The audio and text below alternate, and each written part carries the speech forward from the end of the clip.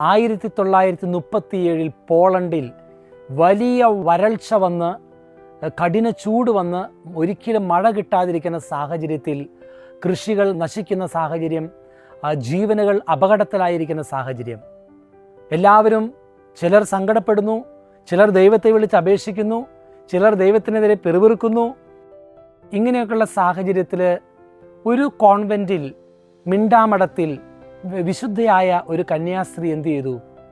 ദൈവത്തിൻ്റെ മുമ്പിൽ കൈകൾ വിരിച്ച് കരുണക്കൊന്ത ചൊല്ലി കണ്ണീരോടുകൂടി മഴ പെയ്യുവാൻ വേണ്ടി ഏലിയാ പ്രവാചകൻ്റെ തീക്ഷ്ണതയോടെ ഏലിയാ പ്രവാചകനെ പോലെ പ്രാർത്ഥിക്കുവാൻ തുടങ്ങി. ആരാണത്? വിശുദ്ധ ഫൗസ്റ്റീന.